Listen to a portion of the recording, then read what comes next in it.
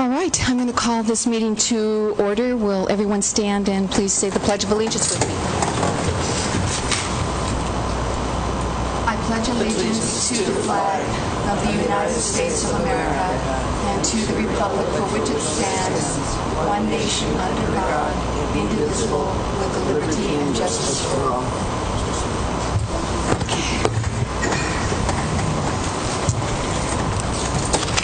Good evening, Cheryl. Will you do the roll call, please? Present.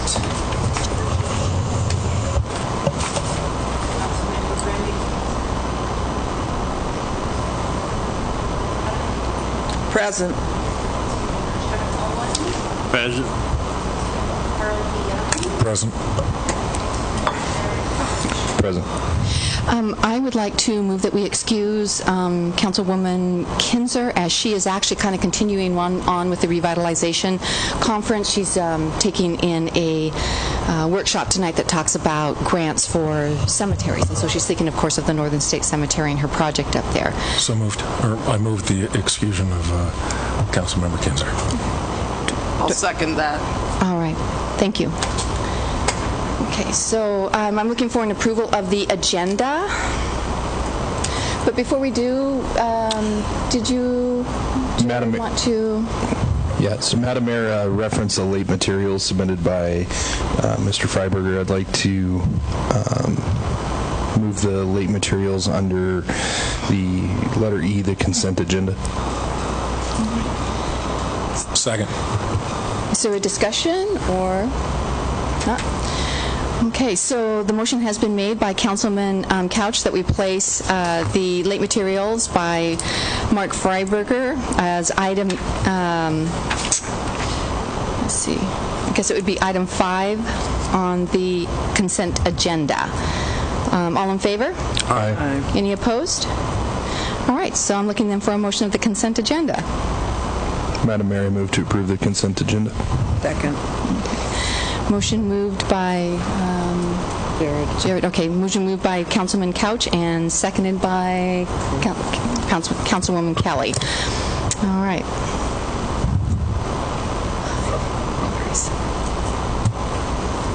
Okay, so we have introduction of special guests, and tonight we're going to be hearing from Diane Kamioka.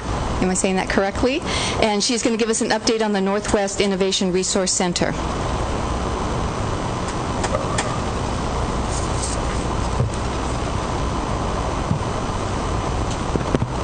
So, again, my name's Diane Kamionka. I'm the Executive Director of the Northwest Innovation Resource Center. And first of all, thank you very much for the opportunity of coming and sharing with you some of the really fun things that we get to do every day in support of entrepreneurs and inventors in the Northwest. As just by way of background, when we started the Innovation Resource Center, I just call it the IRC because it's too long of a name. So when we started the IRC back in 2010, a bunch of us who had been in entrepreneurial positions and had opportunities before said, you know, there's just so much potential between King County and the border that isn't really provided the opportunity that they would have to expand and succeed with their innovation that they would have if they were in Seattle. So we need to find a way to really help those innovators so that our whole region can benefit as well. And so our vision really is to have the region between King County and the border looked at as a real target for innovation and growth for the area. Now, when we started also,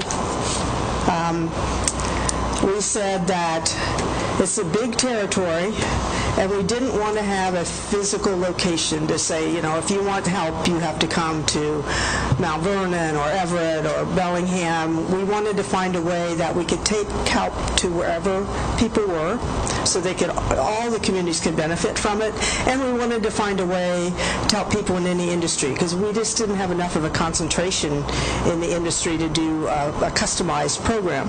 So the first thing we did was to put together a program to help business leaders effectively share their expertise in a mentoring program with the individuals. So you'll see our just-in-time mentoring program that we've put together And it's a little different than they do mentoring in the big cities, where they have serial entrepreneurs that do nothing but mentor people with the hope that they'll find the next investment opportunity and then they'll go help them. And here we've got a lot of business people who are very generous in their time and willing to spend an hour or two helping somebody, as long as the inventor or the entrepreneur is vetted, if you will, that they're serious and that the person that they're asking has the answer for whatever that problem is. So when an entrepreneur comes to us, they can be at any stage, from the idea literally on the napkin to having a prototype to having, in one case we had somebody that had a whole storage unit of things he had manufactured and hadn't figured out the marketing plan yet. So it was like, well, okay, I have these things, can you help me figure out how to sell them? So it's kind of all over the board. So we come up with an individual strategy, and then we bring in people that have the right information at the right time, so the just-in-time mentoring program. And that way different people can share their knowledge and skill. We're not overburdening a business person, but we're getting the right information, and it's been more successful than I dreamed. We've had for the last 2 years, each year, over 6,000 volunteer hours of people that have helped in the area. So some of those volunteer hours are volunteer internships from college students as well, who put together nice things like social media strategies that some of us aren't really equipped to be able to help people with. So we get a wide variety of help. We're also putting together an investment pool for angel investors, because we don't want to go to all the work of having all of us help people and then send them someplace else to get money. So we really need to have our own investment pool, and that kind of goes along with the mentors as well, because once you learn how to help a startup, you learn how to evaluate them and determine whether they're a good investment, and then you can stick with them and help them afterwards. The other thing we did, because we found a lot of inventors coming to us that didn't think of themselves as entrepreneurs, but they said, you know, I've invented this thing and I don't know how to get it to market. So they had a lot of the same problems. But they didn't want to start a business around their invention, but we thought it was still really important to support people with ideas. So we created something called Slingshot, which is an option for the inventor to license the product to Slingshot, and then Slingshot's job is to get it to market, whether that's to a business that can license it and manufacture it for them or something. So those were the three initial things that we spent the most time doing over the last 5 years, and it's worked really well for what we want to do. And then what I'm going to talk about mostly this evening is the innovation lab that we're putting together, which is the next level of resource now that we've kind of got the basics put together, and we're pretty excited about this, so I'll tell you about that. Just a couple of examples of entrepreneurs that we've helped. The young woman on the right is a marine biologist, and she started a business breeding gooey ducks. So she, yeah, I know. Well, never mind, I won't tell you that story. I had never seen one before, and I went to visit her. It's an interesting experience. So she's breeding gooey ducks and then selling the seeds, which is what you see on the right-hand side, to the farmers, so like Taylor, shellfish, etc., and they grow them out and then sell them primarily to Asia-Pacific industry. The young gentleman on the left is an inventor who invented something called the flip-out screwdriver. The top of it, he was a robotics student, and the top of the screwdriver is, you can turn it into like 300-some different locations, and it takes really tiny drill bits so that you can get into places like changing speakers on your garage door, or we had somebody that had a helicopter and they could get into tiny places without tearing the whole place apart. So he did really well. We helped him get his product licensed, and his product's now available on Lowe's throughout the whole country. So he was pretty excited about that. The other two are just the logos, but they're actually very successful businesses. Apana is a company that created a product that monitors water usage in real time. The first customer was Costco, and the difference is they can they build a base level of water usage, and if there's a variation, they can tell where it's coming from, and they can email or text in the middle of the night and say, hey, you got a leak somewhere, it's right here. And that way they can, the first year, I think in the first warehouse they did, they saved $20,000 in the water bill because they could go fix it right away rather than waiting to get the water bill and then saying, well, somewhere in our system we have a problem, and they try to track it. So this is kind of getting ahead of the game. It's a really good use of new technology because they use the Internet of Things to collect the data, which I'll talk about in a minute, but it's a great practical application. The Transition Composites is a company that uses composites materials to manufacture. They actually created a small manufacturing company, and they do things like bats baseball bats that weigh like ounces. It was really impressive because they're using composite materials to put these together, and it's very impressive. Each of those two companies, Apana and Transition Composites, have now grown to be somewhere around 18 to 20 employees each and are still growing, so that's been real impressive. And they're both in kind of the leading edge types of technologies as well, so that's really good. So to talk about what we wanted to do with the Innovation Center, or the Innovation Lab. So when we thought about doing this, we actually started talking to Patsy Martin at the port quite a few years ago about, well, wouldn't it be great to do something like that at the Swift Center? And then coincidentally, people in Snohomish County were saying, we need to put together resources that can make moving your entrepreneurial startup from King County to Snohomish County much more desirable. So we said, okay, we'll put together what we now call the Innovation Lab, but we will only do that if we do it as a network. We don't want to just do one in Everett, so we want to do one as a network. So if we have a site at the Swift Center, and we have a site in Everett, if you're an entrepreneur and you're a member of using the facilities at Swift Center and you've got a meeting with a banker or something in Everett, you could go down and use the facilities there. Or if you need some of the resources that they have, you can use the resources there, and vice versa. So we share innovation, we share project analysis, that kind of thing. So we're building all of them to kind of look alike. So the same colors and naming structure and things like that. And what we're going to do is actually not so much focus it as a real estate play, but as an area where innovators can get together and collaborate, share ideas, encourage each other. But one of the main distinctions is we're actually going to, in the process of developing relationships with businesses that have the new tools for tomorrow. So the Internet of Things, the blockchains, the cloud tools, the artificial intelligence, those things that are really tomorrow's technology in any industry. So rather than focusing on a vertical, we're focusing on a horizontal functionality. And we're working with developing relationships with Microsoft and Amazon and some of those companies to actually not only have access to their latest tools, but that they will partner with us in sharing their knowledge and their technologies, etc. We're working with the colleges in the area, WSU in Everett, Everett Community College, Edmonds Community College, Skagit Valley College, and the ones in Whatcom County, to talk about what programs they have that would benefit from what we're doing. So that's really exciting for us to see how they're getting on board.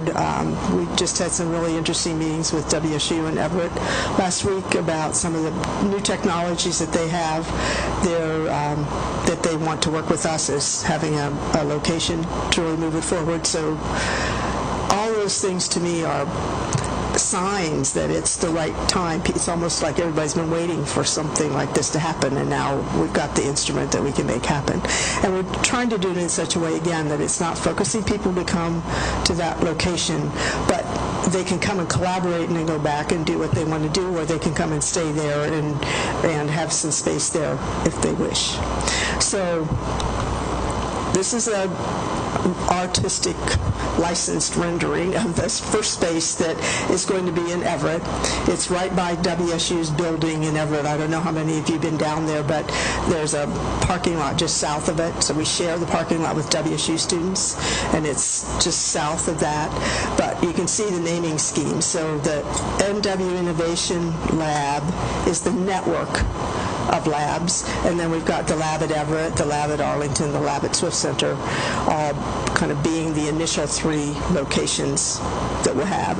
Arlington's focus is going to be very much on advanced manufacturing. I really think that here in Swift Center we have a great opportunity to not only do clean tech, but some of the new technology in ag and food science that WSU wants to work on with us is pretty interesting, and since that's a focus of the Port of Skagit and their leasing of that space, it seems to fit nicely with the area. So I don't want to dictate what it's going to be, but my guess is that that's what we're going to see more, and so we're going to try to focus some of the presentations that we do between now and the end of the year that have to do with ag and clean tech. We're going to focus those on doing them up here in Skagit County. So will each of the labs have a focus, or is this... Well, each of the labs will have a focus on those, what I call enabling technologies, that layer of tools that we talked about, the blockchains, etc. Mm-hmm. But I think that those technologies as applied in the ag and food industry will probably have more interest up here. And that way you'll start to draw the entrepreneurs that are interested in that, because they want to collaborate with other people in that same area. Sure. And I think at Arlington it'll probably be advanced manufacturing, because they've got that manufacturing zone that they're creating down there. And Everett will probably be a little bit of a blend, because they've got WSU there that's doing both, but they're also doing quite a bit with data analytics, and the professor of that program is working with us. And under data analytics comes artificial intelligence and machine learning. So, we'll get, I think that'll be the way it is, but it could be that we have a bunch of students or a bunch of entrepreneurs up here that say, oh no, I want to do artificial intelligence because we got all this space that we can drive those cars and stuff around. And so, if that's what they want to do, that's what we'll do. But I'm kind of putting the programs together to try to draw people that we think will be most effective for the area. So if you guys have thoughts about what you think would be, or what you hear up here, that would be great. So that's an overview of it to give you an idea of the types of spaces that are in there. We will have, obviously, some co-working space and some incubator space. So co-working is when you come in and, you can rent a chair for a day or whatever, take advantage of all the collaborative activities. When you have a team put together and you need your own private space, you can go into an incubator space. We'll have a big networking open space for people to get together. One of the things we're putting in here, which is really key, is we're putting a design thinking center in here. I didn't know about design thinking until recently, so I don't mean to stand up here and say, y'all really need to know this, because I had no idea. But I'm a convert now. PACCAR uses this amazingly well to do design, and it's basically what's called a user-based design. So instead of starting your new changes in an engineering lab, you start it with the customer, and you talk to the customer and you see what works, and you bring everybody together in a design thinking, and there's a kind of a strategy of steps that you go through where you bring together, like in their case, truck drivers of all shapes and sizes, maintenance people, manufacturing people, finance people, engineering people, sales people, everybody, and they all go through these exercises that are real fast and coming up with what they think is the best prototype of what they want to do. And that tends to be much more effective and efficient, and they hit the mark faster with a quality product that way. So we think that having projects that we do in the Design Thinking Center will be great for not only business issues but community issues. It doesn't have to be a product. It can also be a problem, or some healthcare strategy that you want to do. So we'll have that space in the facilities to do that. We'll have a mini maker space in there some 3D printers, etc. And then, of course, we'll have offices where mentors can come and do their thing. There's a couple of other views. So this is as you're coming in the front door, looking back towards the main conglomeration area.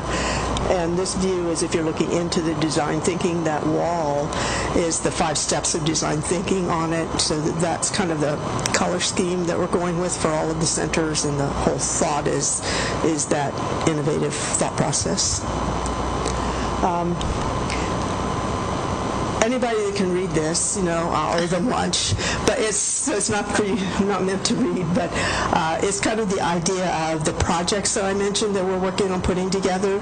So it's a way of getting the people with the technologies, the industries that have problems, the students and perhaps entrepreneurs, and all kind of working together to then pop out either innovation that goes back to the industry or a startup or something. And that's all by way of really developing partnerships through the Innovation Center. So we're not only expecting the entrepreneurs to carry the load. We're bringing in resources that help them get further faster with their idea. So people that are experts in the tools that people need for the future. So you can have experts in robotics that come in, and people, because a lot of individuals that come to us are individuals have an idea, but they don't have all of the knowledge to make it happen, either the business knowledge or the technical knowledge. So we try to help them kind of be able to take advantage of what other people know and share, and then their new idea comes out. So that's what we're planning to do, or in the process of doing. The status of it right now is that we're hoping to be able to start the remodeling of the location in Everett in June and open it up Q1 or Q4 of this year. We're in conversation with the port about the Swift Center because it's not quite ready to have anything there yet. We're thinking it'll probably be 2019, but that gives us time to start having programs up here to explain what we're doing. So between now and the end of this year, we're doing programs on all those technologies we talked about, the blockchains, the IoT, etc., with the idea of letting us all have a little bit more information about what we're talking about, because I don't know what we're talking about. When we talk blockchain, everybody says, what is that? I'm like, but I know a little more now than I did 2 months ago, but we all need to know more because it's kind of the wave of the future. So we're putting together a series of presentations, and then hopefully targeting and reaching the individuals that are interested in those things and can know what to do with them in developing new products for the future. So how do you kind of sort through or filter out who are the people who are kind of ready to move forward, as opposed to those who maybe haven't quite thought it all through? I mean, where's that delineation? Yeah, it's kind of a long process in some cases. We go through what's called feasibility, viability, desirability. So they have to do a lot of market research on what's the market. Is it feasible to make it? Can you make it at a price that people will buy it, and are people really interested in buying it? So there's exercises that you do with all of that, and then you help them do financials to see whether or not it makes sense. And then you work with them to actually have them identify customers. You sort of step them along the whole way. Are there other questions that... I was wondering, did I miss a website? I know there was something. No, I didn't put it up there, but I'll give you a card. Thank you. And it's got all that. The website for the Innovation Lab we'll have that up probably Q4. So right now we have the website for the IRC, the Innovation Center, which is the mother company, if you will. Any other information I can share?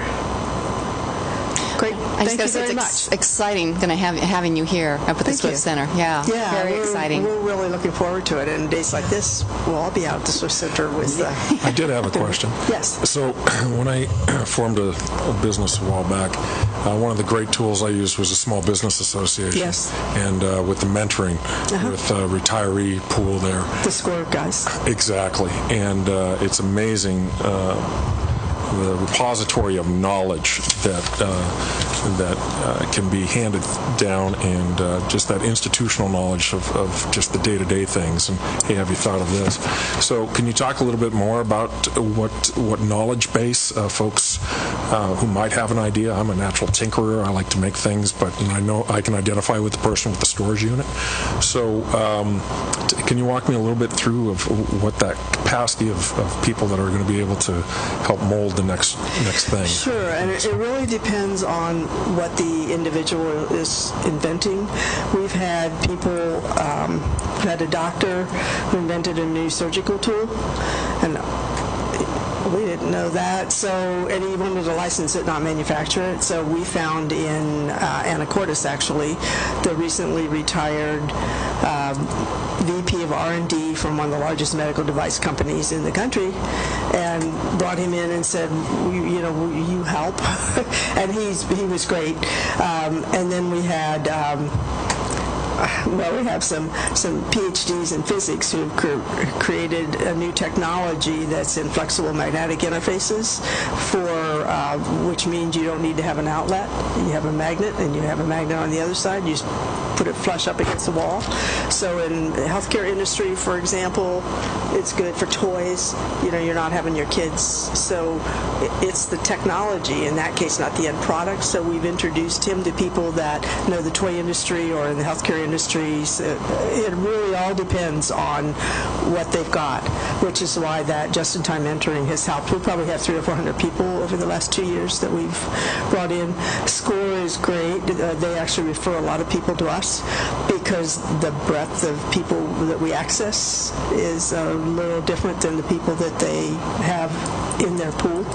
And we take a slightly different approach. SCORE does a lot of work with business plans. We don't start that way because people that we work with are earlier stage. They really don't have the wherewithal to do a business plan yet because they haven't researched for sure what their product is. So we spend a lot of time they wind up with a business plan, but it's sort of like teaching STEM. You wind up knowing math, but you don't know you were learning it. Sounds great. Sounds like you have a wide and deep base. Yeah. That's just wonderful. Thank you very much. Anything else? Okay, great. Thank you. Thank you, Diane.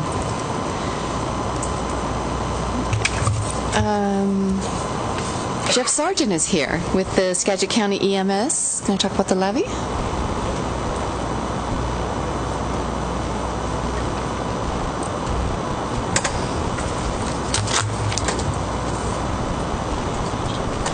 So Jeff Sargent, Director of EMS, been up in Skagit County for 6 months, so have learned a lot in that time frame.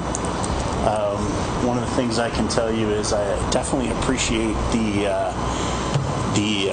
do what's right at all costs kind of philosophy that the Sedro-Woolley Fire Department does bring out.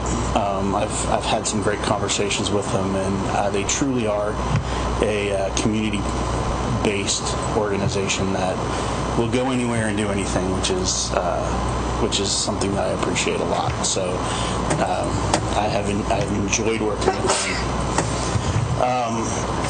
So I'm just going to run through the EMS levy information. I can't advocate. All I can do is educate on it. So I'm trying to figure out this. And there we go. So basically, really quick, how the EMS system works. Obviously, there's an incident, then you have a call. Then from there, we have some form of a response. Then we do some kind of an assessment on scene, and then there's an outcome. And basically what we're focusing on the next 6-year levy is from the call to the response, making sure we're sending the right units to the right calls. And then the outcome, what you're going to see in the next couple slides, is we have a huge increase in volume, but not a huge increase in transport. So we're going to try to figure out why we're getting that increase in volume and figure out if there's a different outcome that we can have other than just transporting people to the hospital, because it's not happening as frequently as it was before based on the volume we have. So you can see from 12 to 17, we've gone up from roughly 11,000 to 15,000 calls. Over that 6-year time frame, that's about a 30% increase. In transports from 13 to 17, we've basically seen only about a 15% increase. So twice the increase in number of responses than the number of transports, which equates to going out more often and then billing less often for those runs. You can see that the rate from 12 to 16, the average billed went from 840 to 911, and the average collected only went up $15 in that time frame. Part of that reason, and the more times you're going to hear this presentation, it changes frequently because we get more data as we're working closer and moving on, is that about 90% of the calls are either federal reimbursement, so Medicare, Medicaid, or uninsured. So the third-party insurance is only about 10% of what gets billed here in Skagit County. So the current rate is 37.5. What's being recommended is the 44 cents per thousand. Basically, and I know we've just had this conversation before this about what the cost is, and that it doesn't appear to be a lot, about $17 per median house. But the problem with that is there's a lot of other taxes that have gone up as well, and I think people need to know what we're going to be spending the money on and why we need the money. And so those first 3 slides basically show you there's a significant increase in demand and not a really good increase in revenue stream. Part of the challenges we have here is our over 65 population, which is that bottom graph, is considerably higher than the rest of Washington. And so we're almost 10% higher in some years as the state of Washington. So we have a much higher over 65 rate in Skagit County. And then Washington is actually growing at about twice the rate of most other states. So that's great for the economy, not so great for infrastructure and service delivery because it's definitely putting a strain on it. And the one thing is, and this is the key part, is what we bill for a call that's transported is not the cost of running that call. So there is a cost for readiness. I'm sure you've probably heard that before. So if you took all the expenses put into the system and divided it by the number of transports, it is way higher than just what gets billed, because there's a cost to having ambulances. So when you're driving somewhere and something happens, there's a vehicle that's close by. So those are the kind of challenges that we have. We're doing some budget and strategic planning sessions with the providers. Basically what we're focusing on in those is making sure that we have increases to the current providers. Also, we are working on technology advances for the 911 center. Right now we don't have some of the GPS-based dispatch technology, so we don't necessarily know where the closest unit actually is. And so that's slated to go on in this levy process as well. We are implementing a capital replacement schedule, which the county just got that software and it should be up and running soon. And then the next line talks about discretionary capital, and that doesn't mean like, hey, this is a new project. It's more so we have double medic units now. We don't have 2 sets of ALS gear on those, so if we wanted to split that unit down, would that medic be able to go with a full set of gear? Currently, not all the units that have 2 medics on them are set up like that, so the intent is to add resources in that. And then the 2 last parts is there is some money set aside in kind of the draft budget, and that's what we're going to be talking about, is new initiatives, which is kind of what I talked about where is what's an alternative destination or what's an alternative model other than just transporting someone to the hospital.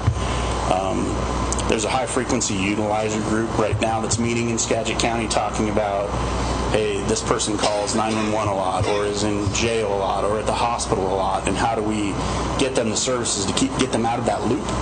So some of that we'll be going towards figuring that out. And the last piece on there is, and this is specific to you guys because They're already involved in it, but it's increasing the BLS usage in the system. It's really going back to making sure that that right resource gets to the scene. As much as I like paramedics, and was one for a long time, I would much rather have an EMT show up if I had a broken arm and know that medic was available to go to a cardiac call than have a paramedic on my broken arm and not be able to go to the cardiac call for my neighbor. And so that's making sure that we're sending the right resources.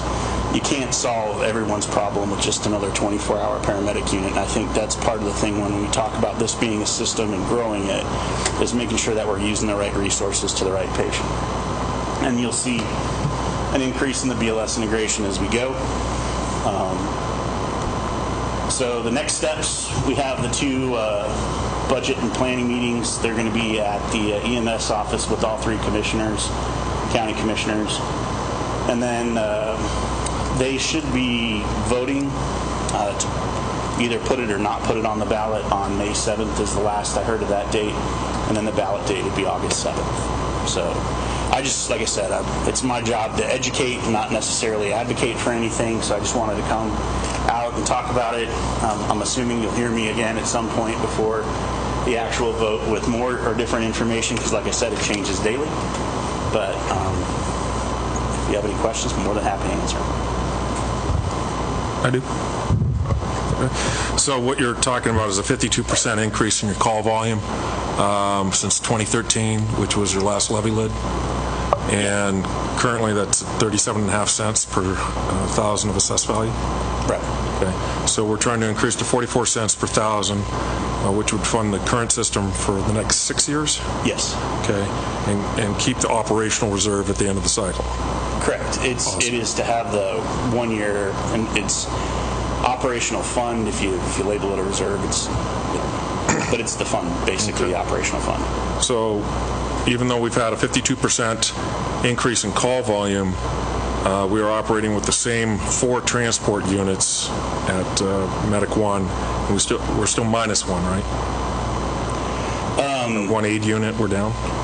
If you take that was cut in 2009. If you take into consideration the resources that other people have added on, you actually have more transport capability than the system as a whole prior to that unit being shut down. And of course, has added resources. Med 7's added a fly car up at Aeroskagit, and then obviously we have 13 and you guys adding transport. But from an ALS perspective or just CVAA's perspective, yes, you're correct. Okay, cool. Thank you. I've got a couple questions.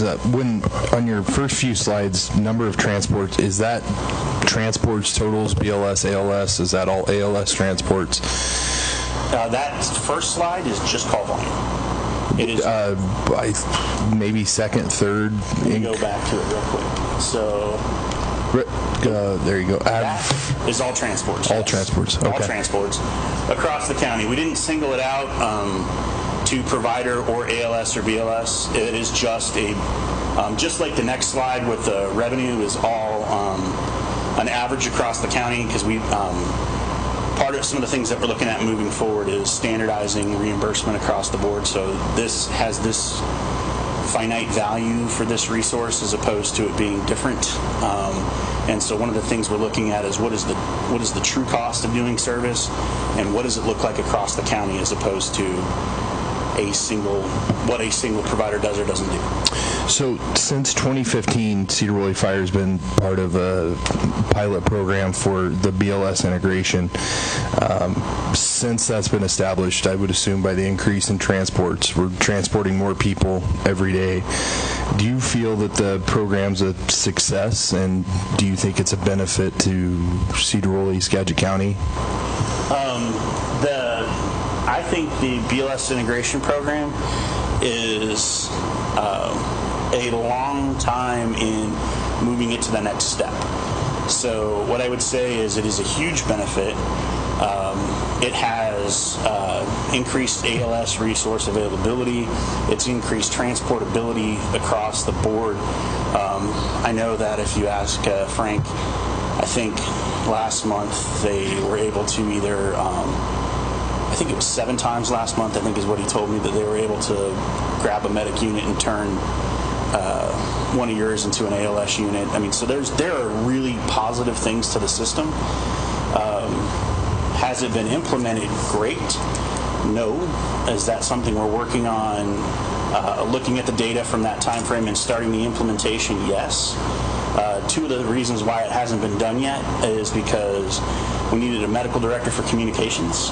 We didn't have one up until a couple months ago. So Dr. Russell, who is the EMS medical director, is now the medical director over comm. And so we're going to start working on that process. And the second reason why we really haven't jumped into it is we changed from EMS Online, which is a training platform, to Target Solutions, and the implementation of that has taken up a lot of time. And essentially we want to get that up and going and effective because it's the largest form of communication between the EMS department and the providers. So that's priority 1. And then priority 2 becomes the overall system design. And so that's part of those discussions and strategic planning things, is how do we increase and roll out more of the BLS integration. So I guess continuing on with that, if I did some rough math in my head, with the levy increase, you'd be looking at about $1.2 million more per year. How much of that would be dedicated towards BLS integration? Right now, we don't have that number specifically. And it's actually, by the time that the levy's done, at the end of the 6th year, it's more like $3 million. So it's 6 and change now, it's 9 and change at the end of 6 years.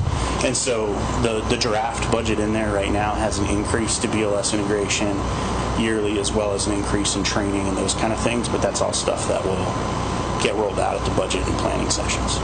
So at those sessions, is that when I guess the ballot language will be established, and I guess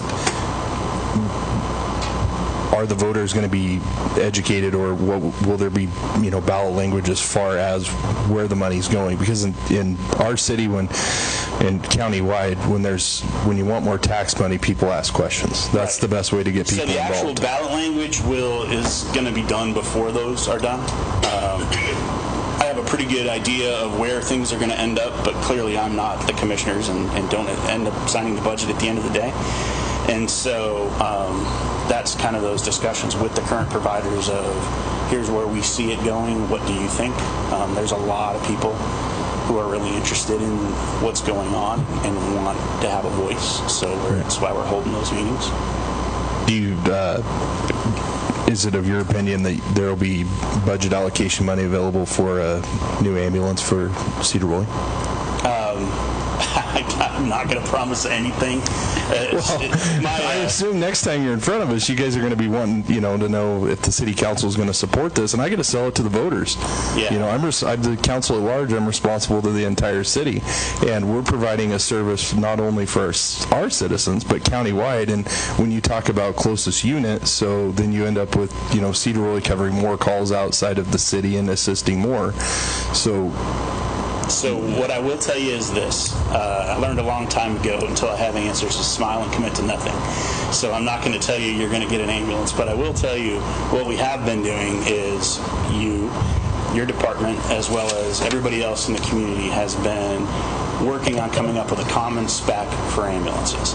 And we're also working on on a capital replacement plan. And so the idea is to look at all of the resources, which we are, determine when we want to replace them, figure out percentages based on, is this a full county asset, or is this an asset that doesn't go outside of its area, and then come up with a way to reimburse people or provide ambulances for people.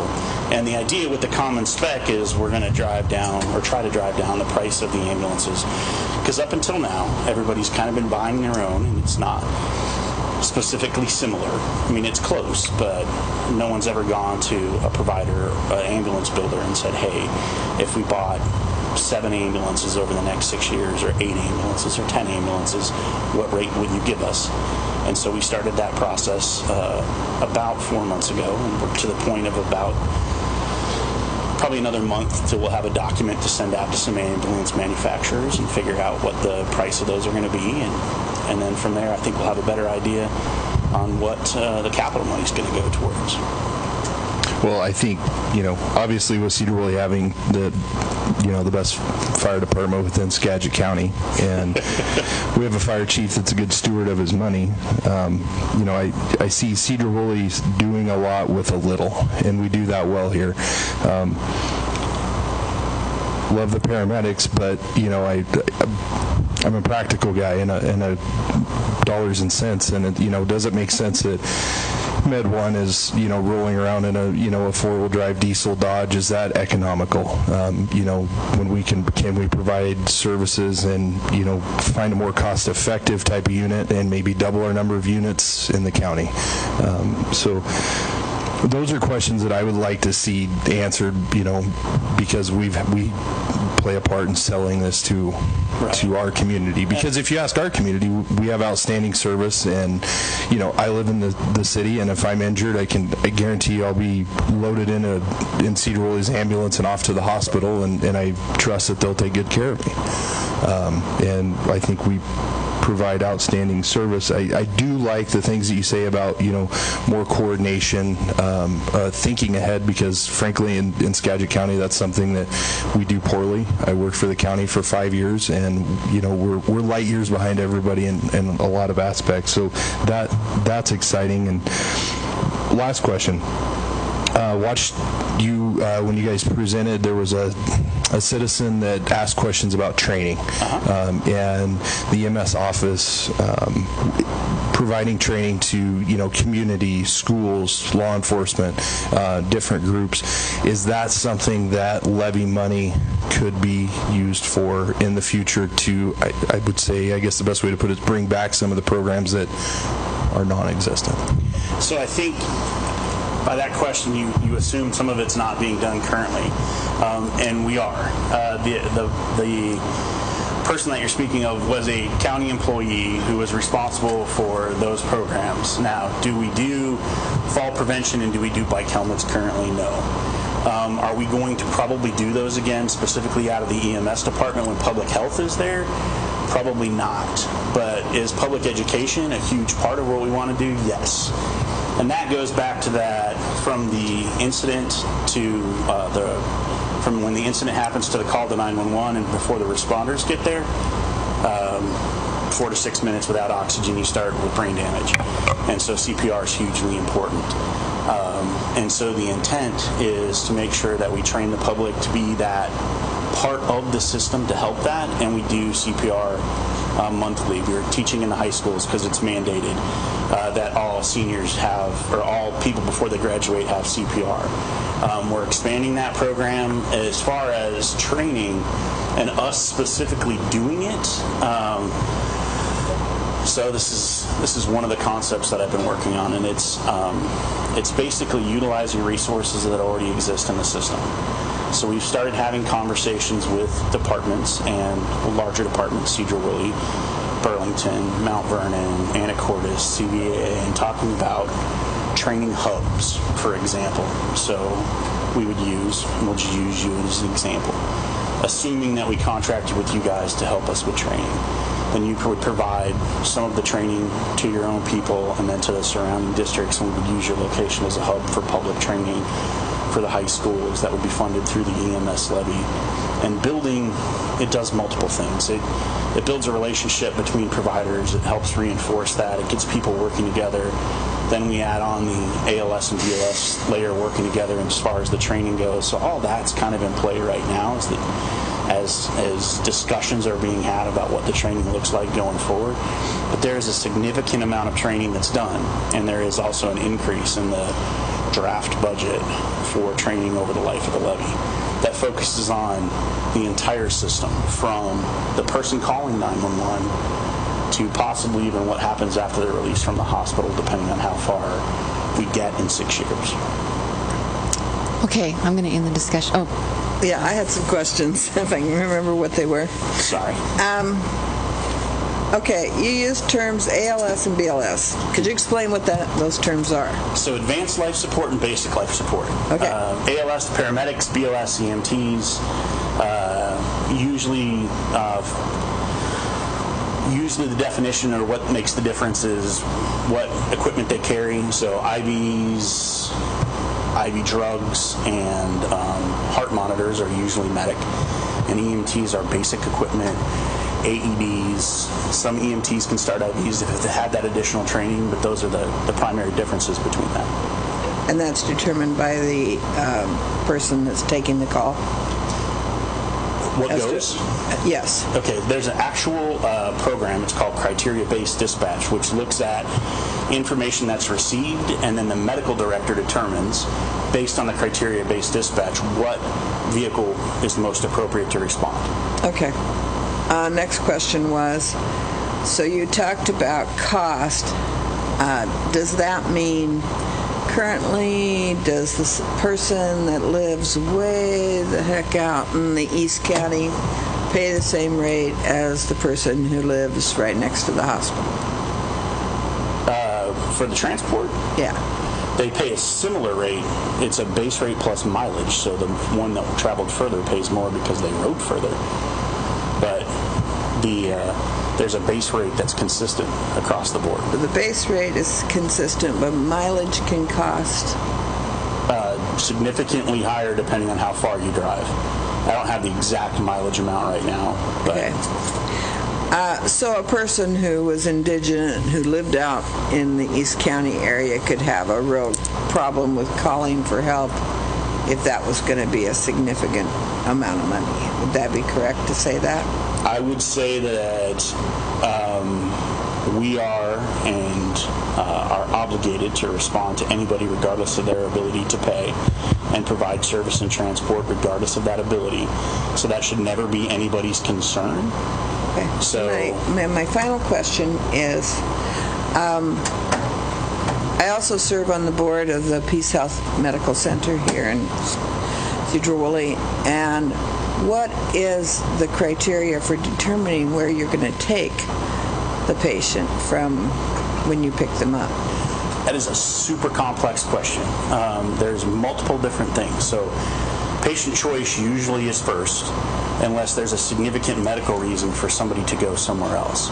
So the best way to describe it is, if you are at your house and you're having abdominal pain and you've been seen at a hospital before and you want to go back to that hospital and we don't think you are going to have a significant problem making it to that hospital, we will take you to the hospital of choice. Now, if you're having chest pain and you're diaphoretic, you're sweaty, you're white, your heart's going crazy on the monitor, and you're like, hey, I want to go to Everett, we'll be like, sorry, have to go to the closest facility, because I would much rather have that person be surrounded by doctors and nurses that they don't know that can treat them, as opposed to the paramedic being in the back of the ambulance with a patient that's severely unstable. And so it's usually patient choice unless there's medical priority. Tertiary care would also be another reason for making that choice as well. I understand that part. Now, I think I'll stop there. Okay. I know Julia wants to move on. And I think, is this something that we can actually email you? There could be questions asked, is that correct? Absolutely. Right. We're actually looking for, the educational piece is supposed to come out towards the end of May. So if you have ideas that you want to see on frequently asked questions, part of that educational piece, we'd love to have those. If you are also attached to service groups and you want the EMS roadshow to come out and talk to them too, more than happy to come out and talk. Like I said, education, not advocation. I'll be anywhere that anybody wants to hear about it. So. Okay. And you said the first hearing in front of the county commissioners, or with the county commissioners, is May 15th at 1:30. It's not a hearing, it's just a discussion. Just a discussion, yes, okay. It's at the EMS building at 1:30 on the 15th. Okay. All right. Well, thank you very much for coming. Thanks. So moving along, we're going to have Ian Larson come up. He's going to talk about the revitalization conference that we were at these last 3 days.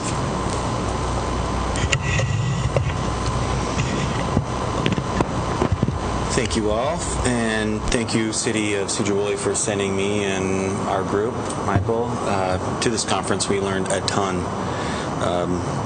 Many, many pages of notes were taken, but I did consolidate them, so I'm going to make it quick for you guys. So one of the biggest things that we really took away was we needed to position our downtown. Oh, I'm Ian Larson. I'm from the Executive Director of Sedro-Woolley Downtown Association. We need to position our downtown to be all-inclusive. We need to open a door for every community within our great community. We need to build pride campaigns like Woolley Wins and My Town, and encourage citizens to take ownership over their downtown through creating locally influenced ethnic and multicultural projects and volunteer opportunities for every demographic in downtown use. We need to build communication, build trust, and build value. We need to have a strong emphasis on building partnerships and getting everyone's buy-in. One of my new goals is to reach out and make a dozen new partnerships over the next 30 days. Builders, contractors, tradesmen, building and business owners, government agency and departments. And I'd like to ask the city employees and the council and the citizens to help me make those introductions, because I don't know everyone. Another key element was, feel free to ask questions as I go along. I'm going to throw a whole bunch out at you. One of the things that we lacked here is really an art district.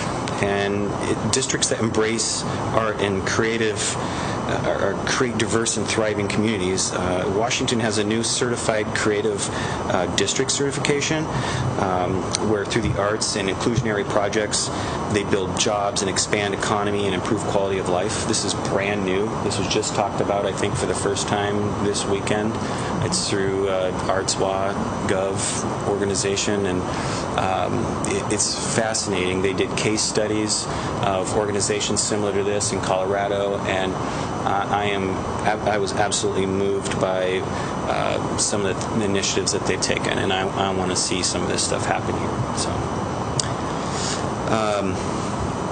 another big one, which we all spent a lot of time learning about, was this historic tax credit. This is still a fantastic opportunity and program through the state. It's gone through some changes, but there's still a 20% tax credit that can go directly to investors or building owners for renovations. It's directly income tax credit. For example, an investor or building owner that wants to do a renovation that complies with our historic district guidelines, that costs $100,000 in qualified expenses, which there's specifics that we have to follow. That's $20,000 worth of income tax credit that they get to claim over the next 5 years. Another example is the Key Arena renovations. The owners and banks and investors are going to get probably over $150 million in tax credits for that project. Still on the historic, instead of, so you've heard of, let's make this building a historic registry type a building so we can get that tax credit. What we want to do, and what Northern State's already done, is we want to create the downtown a historic district. So we can skip step one of qualifying for this tax credit. It's about a 3 or 6 month process just to do the history and the background work on qualifying a single building, whereas if we tie in the bank robbery and logging and the fire and all the other history components we have of Sedro-Woolley, we can actually most likely get from State Street to Mestizos along with Metcalf considered a historic district. But the city would need to provide a historic preservation council. That would need to be established. There would need to be an ordinance in place with guidelines in place for design. So a new building owner that would be building, or someone wanted to renovate, it would have to conform into guidelines. Now, it could be whatever we wanted. We can make that determination. But we do need to have those guidelines, and the city does need to have a council to make those decisions. Tons of preservation grants. There's a certified local government program. These grants are for planning and plans and research and architectural renderings. These are all available for us. There's large-scale historic capital grants, long process, but they're available for renovations, major renovations. There's a local, state, and federal historic listings, and they all have their own benefits. So we've just been talking about the federal, but there's others. Okay, going to move on from that. Some of the other things they talked about, were opportunities. And somebody brought this up to me today. I was just at the store for just an hour, and someone came and talked to me about the upstairs, the second floors of the buildings downtown. Yes, we've done a great job filling all these spaces, but maybe there's some opportunity to boost our, economy right away, just by kind of identifying those places and inviting pop-up shops or new businesses, different businesses and stuff. We also need to create ways to collect data. We need to create a business needs survey. One of the things they talked a lot about is, getting everybody's buy-in. And for whatever we do, whether it's a small event or promotion or anything, we really need to get everybody's buy-in, as you guys know. And one of the things I'm going to do is really create that survey and hopefully find a group of people to go door to door and ask what these businesses are doing, what they need, and create a database so we can make decisions wisely.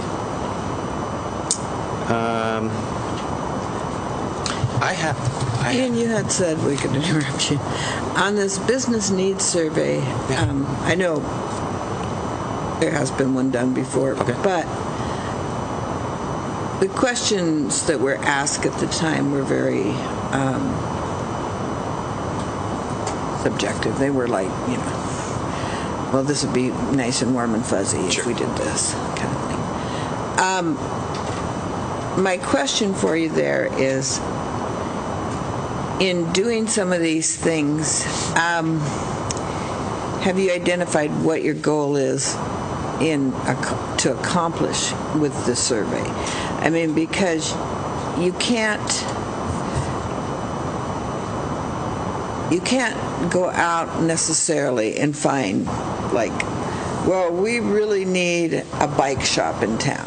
Right. Now, we can encourage a bike shop in town. We can do everything we can to bring a bike shop to town. But unless someone who fits into Diane's entrepreneurial definition wants to do that, it's not going to happen. Right. So, how do you see that survey as beneficial? What's the goal? Well, let me give you an example. So, let's say we took everybody in the downtown district, and for those that don't know, we've kind of outlined the Sedro-Woolley Downtown Association District as Highway 20 along this road, one block this way, all the way down to the high school.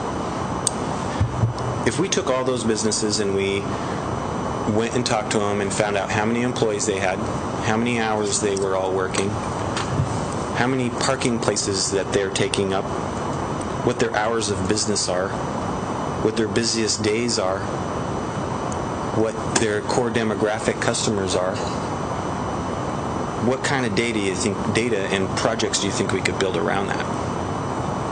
I think as a business owner myself downtown, I feel like that would be absolutely fascinating to hear what other people say. I bet if we were to add up all the employees and all the dollars that we paid our employees, the salaries, the wages, and the benefits that we paid our employees, I bet you the downtown district minus Janeke would be the biggest employer in Sedro-Woolley. There's that many employees. There's got to be dozens of businesses. I haven't done this math, and I can give you a whole bunch of other examples if I were to keep going through my notes. But I've only had about 6 hours to digest all of this. So. We don't expect too much. Okay. But I can give you some more examples below.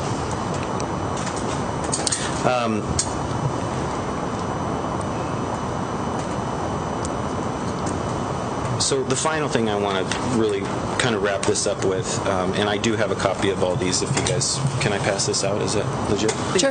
Okay. Sure. Thanks, Ethan. There should be enough to make it around to here. All of what we learned, so there was Michael from the museum, who's also on my board, that attended. Brenda from the council attended, and Mayor Johnson attended. We all pretty much agree that the first thing that we need to do is we need to listen to what the community needs. We've already started plans for an event called Revitalize Woolley Think Tank, where we hope to gather hundreds of ideas and sort, qualify, and prioritize small to large projects based on what our community wants. I've already reached out to Andrew Miller at EDASC, and he's already come up with a couple schemes to kind of sort through all this data, with the goal of being able to create a vision for what the organization and what the downtown looks like over the next 5 years. So then we can create a plan, and then we can go and do it. So I'm going to ask the council and the members, the employees, the people that are here today for a couple things. Please make introductions for me so I can build my partnerships. And when you start hearing about this Revitalize Woolley Think Tank event, share it with everybody that you can. We want to fill this room with hundreds of people and collect hundreds of bits of data so we can sort through it all and come up with a really solid plan for the next 5-10 years. You guys have any more questions? Again, thank you for the city for allowing us to come. And I don't know if you guys know, we just did get our nonprofit status, so we are rolling here. Are there any questions? Do you have any questions? I do want to say that what we found probably most pleasing was that Sedro-Woolley is already well known. We're known as being an innovative city, and we're used in several of the sessions. They brought us up and used us as an example. So that was exciting to know that we're, you know, they see us, I think, in a better lens than what we actually saw ourselves, Absolutely. further along than what we saw ourselves. So that was pretty exciting. Yes. And but I do agree with Ian. We, as a council, do need to come up with an ordinance for the preservation, renovation, and we do need to think about putting together a historic preservation planning committee. Yeah. So that's our assignment for this. So, Absolutely. yeah. I don't really recall whether it was the council or it was back when I was on the planning commission that we did, in fact. Mark Chris did it. Yeah, and Did things what? like I don't know what you're- things like the awnings, etc., were going to be required of any downtown buildings and renovations or reusing them, and so we someplace have. So maybe there is. My historical knowledge on it is limited in that it was quite a while ago, but Mark Christ had come up as an architect with a plan for Good contact. what the city should, what its historical look should be. I don't know if John was here yet then or not, but in implementing that, we ran into 2008, 2009, and people could barely keep their doors open, and requiring them to fix their awning or whatever seemed really trivial at the time. Now, I'm really glad to see new awnings going in downtown. It's exciting to me, but I do want to say that there are books in my office that do have some of this information that was previously done. I don't know how much of it would still be relevant. Would love to take a look at it. I will tell you, we learned so much on the historic side of it. I sat through 2 workshops, and I know Michael another one, and there's things that we can and can't do, and there's things that we need to just stick by our guns, and the history is already there. It's like we don't really need to define anything, we just need to protect it, right? So that's the bottom line. Right. I have a question for you. Okay. Speaking of that, I like the idea of that historical district as opposed to certain buildings.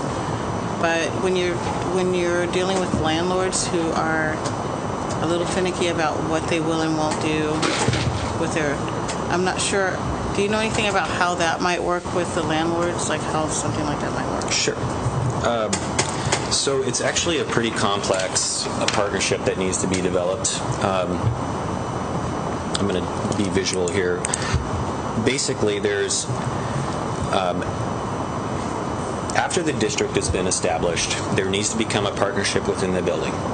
So that partnership is determined on the investors and the building owners, and they need to control 99% of that building.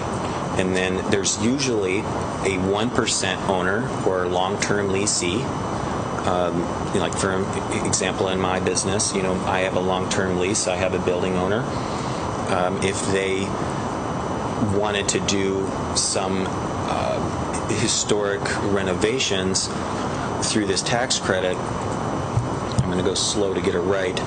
We would have to come up with an agreement that allows me to take,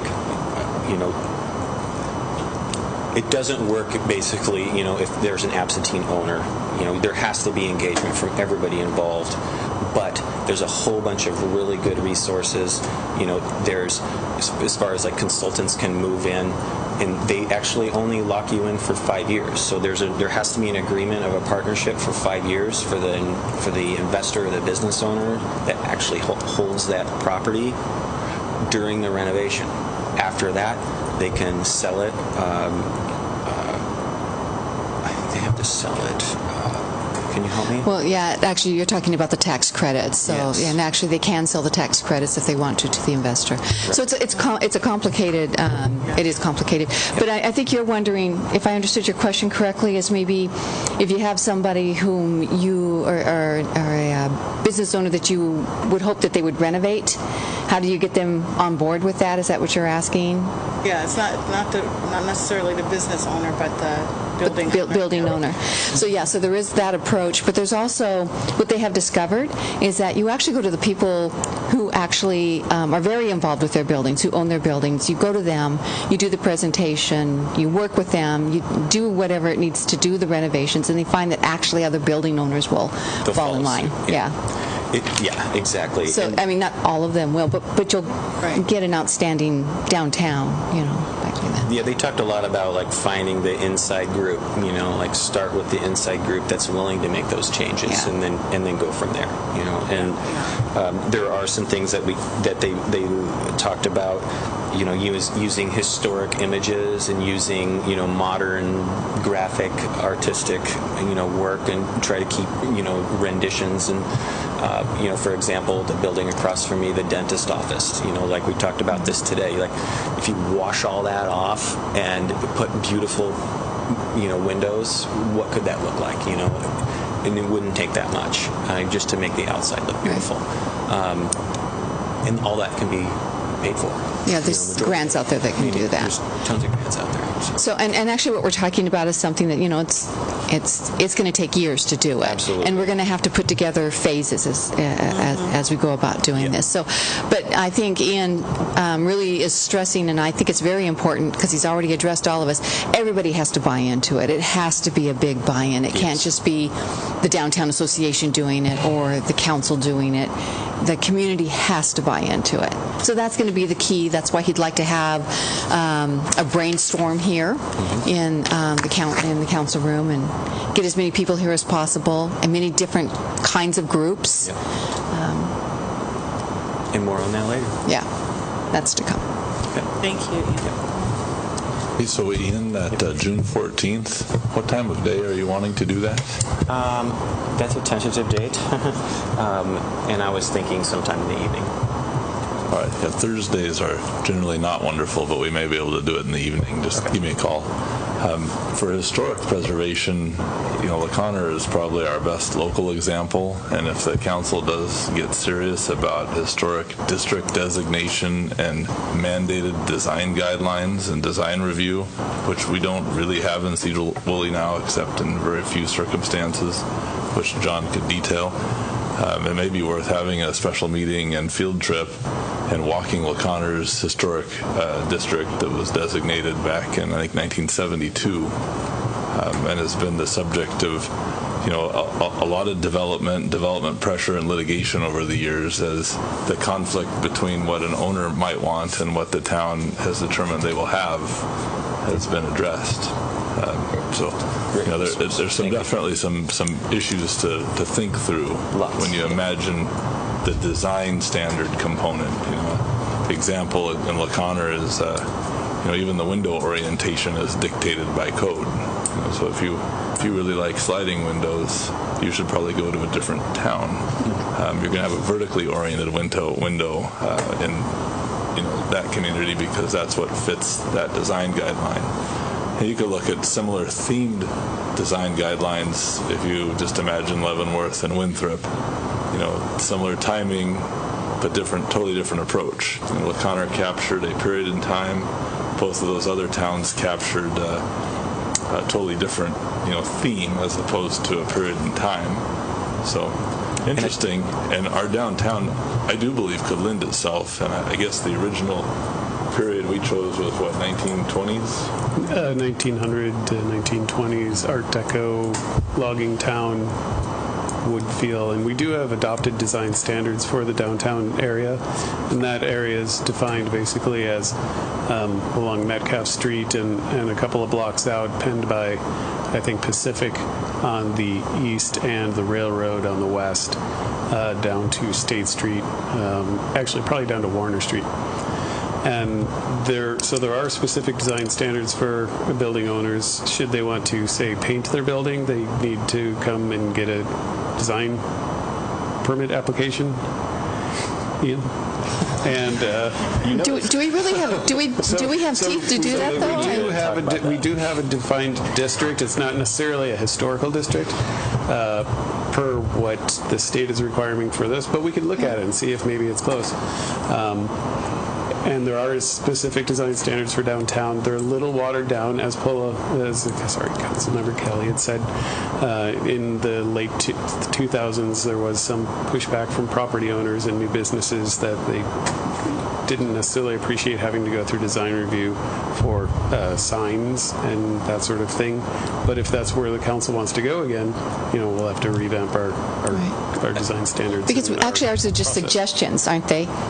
We can't We've backed it down to standards for the most part, but there still are some requirements that are left in there that we have that seem to be rather reasonable, since we haven't heard any complaints about it since we revamped our standards. We also did that thing where we lowered the impact fees on buildings that were being renovated as opposed to ones that were being built new in the downtown area. Well, what we're able to do is we're able to look at what the building was used for in the past and give credits for almost ancient history. If say an upstairs apartment had been used as an apartment way back when, but hadn't been for many, many years, we can say it was originally an apartment building, so we would give impact fee credits for whatever sewer connections were in there and whatever residential units. So we give credits for a lot of those things if there was use in the past. Which would encourage that second floor use. Yeah, absolutely. And, we've the planning department's been involved in Revitalize Washington in the past, so we're well aware of a lot of the issues and aware of probably talked about how building code comes in and kind of makes it difficult to revitalize that second story. And we've been working on those issues for a long time, and these are some of the solutions that the council's been pointing out. Just one last thing on the guidelines is we can make it however we want. So it's our town, I guess, and we can those guidelines can be however we want it to be. So, any other final questions? It was great. conference. That was great. Thank you. All right. Wow. Okay, so let's move into, let's see, staff reports. So you'll notice a change again in the person sitting in the chair. Chief Tucker's over at the criminal justice, that's the jail. He's over at the jail giving a presentation on DV investigation and DV other things. So here I am. He left me a long list of things to cover, so I'll get right at it. He advised me that the radar sign has been ordered and will be here soon. It will have the capabilities of documenting the actual speeds and number of vehicles that go by. That will also be very beneficial to us. Instead of having an officer have to go there and sit and document things, it'll do it for itself. We have an update at the end of Jennings Street. We continue to have problems there, but we're trying to work with the family as well as with our other tools to deal with the long-standing problem. We are hoping for more progress at this point with working with the family, but we're still working at it. Cinco de Mayo parade, we received information that there would be one, but we haven't received anything since then, so we're not planning on it. Monday night, Sergeant Harris and Officer McCombs and Officer Rogers were involved in a pursuit east of town. The vehicle circled east of town for a while. We attempted to spike strip the vehicle, but it took a different direction. It ended up heading back towards town. Because of the speeds and the time of day it was broken off, we terminated the pursuit. They were able to, later that evening, to arrest the subject at a residence he's associated with, and then we brought him back here, fighting with the officers in the holding cell, but he still went to jail. Of note, this is the fifth pursuit that we've been involved with already this year. 4 of those pursuits have resulted in arrest and felony charges. The other was discontinued before information could be gained, but the officer that was involved is still following up, seeing if he can figure out who the driver was. Officer Carroll and Officer Rogers and Officer Cole have been busy trying to get together with the city staff and getting the active violence training coming up beginning of next month for city staff. I think they're pretty much on the go for what they need. I'm gonna be there as the sergeant that's assisting, and Officer Carroll will be our face and our mouthpiece that's going to be given the information. Other than that, we're here. It's a lot more fun to be a police officer in the sun like a day like today than it is in the rain, so I'm in a good mood today. Thank you. Chief Klinger? Just a couple things, Mayor. The CERT training is still ongoing, and I haven't heard anything bad about it yet, so it's got a few more weeks to go. This weekend will be the last of the Confined Space Rescue Technician course. They'll get their certification after the end of this weekend coming up, and we got the building next door here at 315 Murdoch. We received our asbestos abatement inspection, and it did come up hot. We knew it would because you can look at the outside of the building and see the asbestos shingles on it. There were, out of the 15 samples that he took inside, he only had 2 that came up. There's a 4-foot section right at the front door, which is linoleum, which all the houses of that era had. It has a little bit of asbestos underneath, and then the new stainless steel sink in there has asbestos on it. I didn't realize that, but what they do is they spray the asbestos underneath there as a sound dampening, and so things are easy enough to be abated. We'll be working on that, and we should have that ready to come down here in the next week or so. Excellent. That's it. All right, thank you. Mark? Thank you, Mayor. I want to thank Council for approving the new employee. Dylan Curtis started work for us on the 16th, and David's been busily involving him in the design of the 3 projects we're designing in-house. Those include the sidewalk and ADA ramp project, the West Nelson sewer project, and our State Street overlay. So we're putting him to immediate use, and thanks again for that. Thanks for approving the late materials tonight. I appreciate you handling that. quickly. That's an opportunity that we're hoping will bear fruit and allow us to more fully fund our Jones-John Liner scoping study. In fact, I talked to SCOG about that after I wrote the memo, and they're planning to take this to the board there at Council of Governments in the May meeting. So it may well be that we'll be obligated or seeking to obligate those funds yet in May, which would be a really good outcome for us on that, and add another $100,000 to our budget for that. The only downside to that is I was fortunate to avoid a federal project to manage this year, and that might put us back into that that realm with the paperwork and the hassles that does bring with it. I wanted to bring to your attention tonight, there are 2 grant opportunities that are due on May the 11th. There will be another council meeting beforehand, but I wanted to make you aware of those.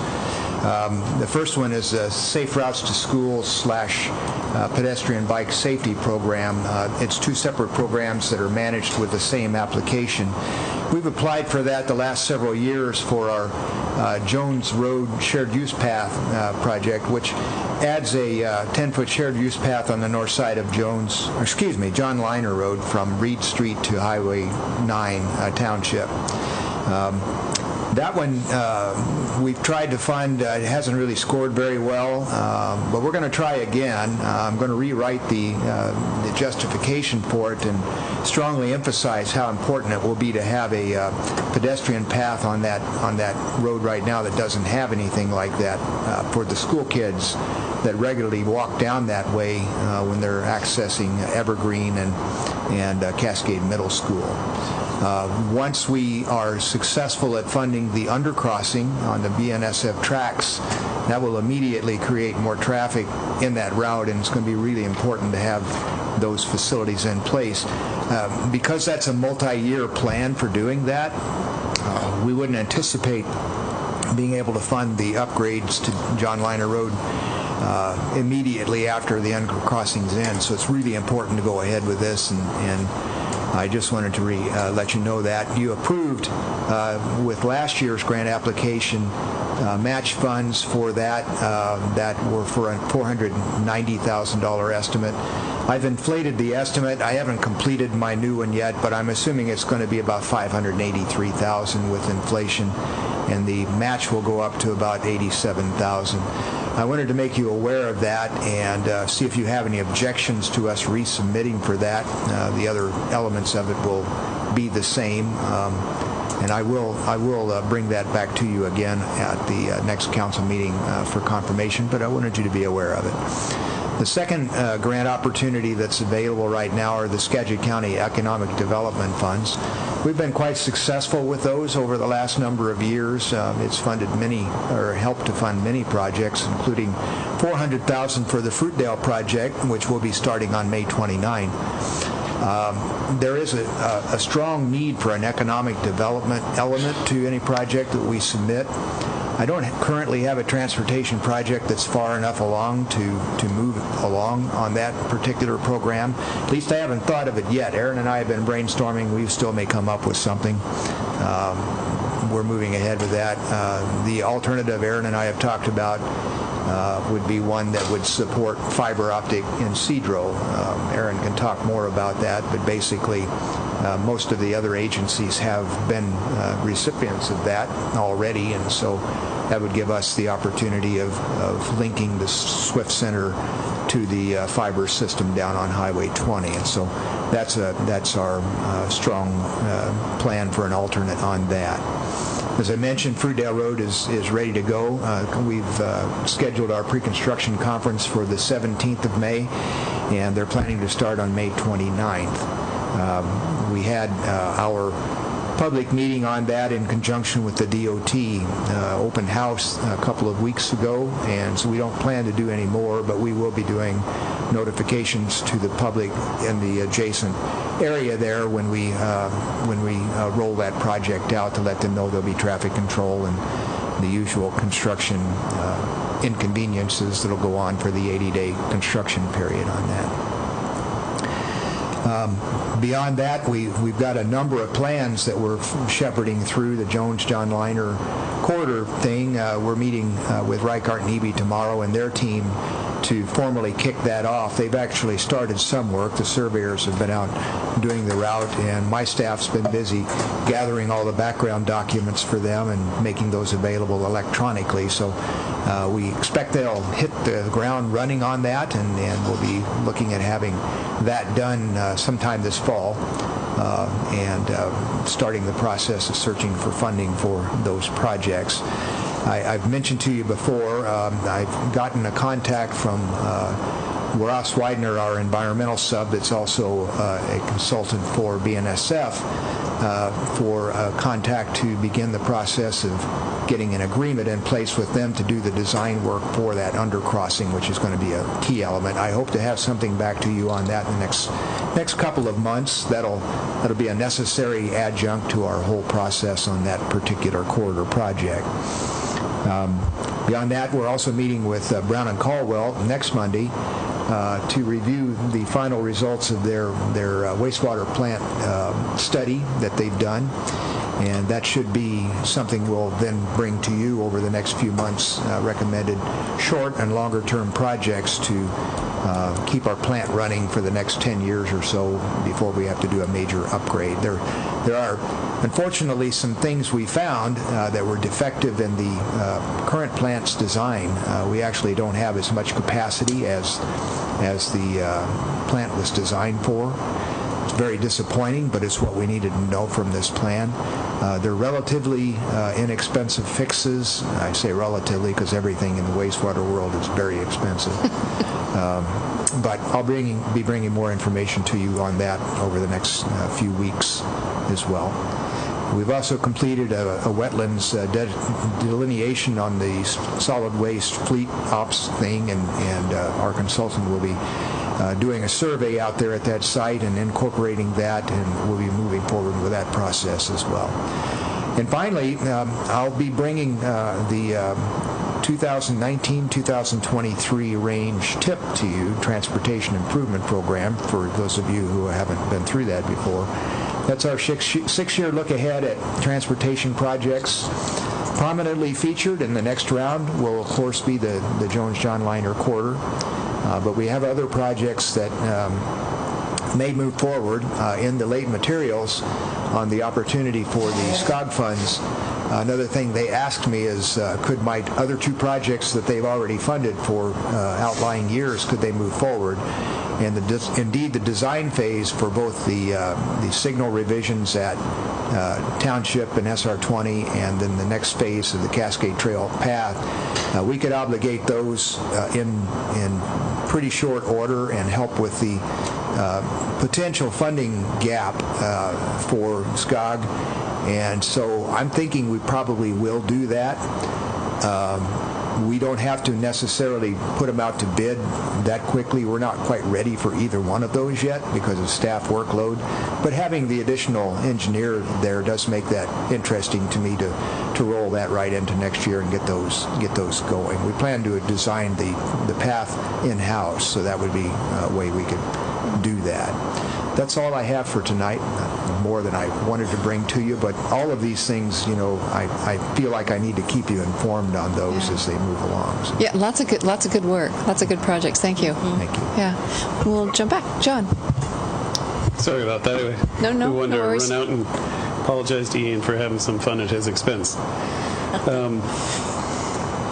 So at the last council meeting, I brought the first read of the 2017 comprehensive plan updates, including transportation plan update and Parks and Recreation update. In the meantime, it's not on your agenda today because the port's proposal to donate some land to the city for a park at the Swift Center. We thought now, since we technically still have the Parks and Recreation element not quite adopted, we thought it would be a good opportunity for us to slam on the brakes, go back and add that proposed park to it.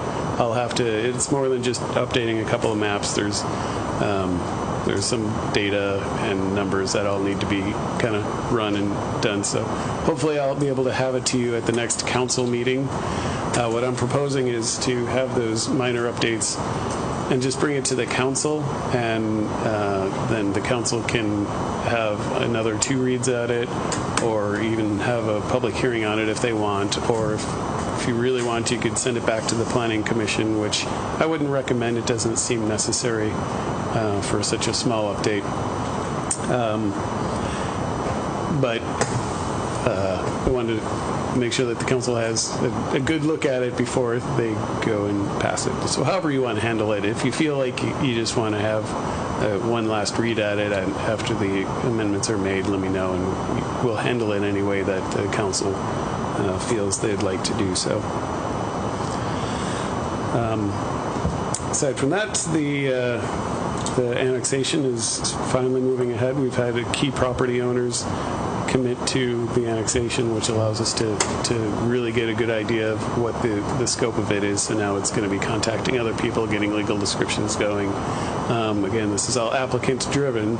So the neighbors are requesting to be annexed. It's not the city driving this. We're just shepherding them along. And then in other news, you may or may not have noticed that the hairstylists in town have all sort of picked up and moved around. We have 3 new salons that are opening, and the reason that we were involved is whenever a new salon opens someplace where there wasn't a salon before, we need to look at it to make sure that it's adequate ventilation for especially nails. There's state requirements for ventilation, so we always like to help them make sure that there's good fresh air in all of the new salons. And then we've sort of kind of looked around and noticed that everybody's moved from one place to another, and so there's a lot of movement in the industry, but I don't think anybody's leaving. I think they're just moving around. That's all I have for the council tonight, of interest at least. Thank you, John. Aaron. Once again, my rule of inverse meeting lengths seems to be holding true. The shorter the agenda, the longer the meeting. So I've got a few items for you tonight. Doug Merriman is already doing some training for the city. I think he's completed his 2nd day of training today. So he went to a cash workshop in Friday Harbor for us a week or 2 ago and did a bias workshop training today. His official first day with the city will be May 1st, so next week. June 1st, if you would save the date, midday, June 1st, we're going to have a public farewell to Patsy, and the Blue Dog will be shined up and ready to burn rubber out of the park if we can get Bert to indulge us. Another reminder on the calendar, just May 21st is rapidly approaching. We've got all of you penciled for an all-day retreat that day. A couple other items I just wanted to mention. What time was the June 1st one? June 1st to be midday. Midday. Yeah, we haven't quite zeroed in on a time. I don't know if it's 11 to 1 or 12 to 2, somewhere in there. Friday during the middle of Blast from the Past. Yeah, perfect time. We're having an entire town-wide celebration to send Patsy off. Oh. Color run, the works. Now that'll be the next day. So. Okay. But we could throw some color at Patsy. We'll have plenty of that. Don't get it on the Blue Dog. I don't think that would go well. The couple other items. We've had some preliminary discussions, which I think were mentioned 2 or 3 council meetings ago with the school district regarding the possibility of an SRO. Just want to keep you apprised that the conversations are continuing. We had fairly substantive conversations about 5 years ago. Over the course of a few years, didn't quite get to an end result. But we've rekindled that with, current costs and some ideas. I guess the main issue I'd want to mention for the City Council to think about is if we're able to come up with a plan. I haven't been able to devise a plan that doesn't cost more money than we currently have in our budget.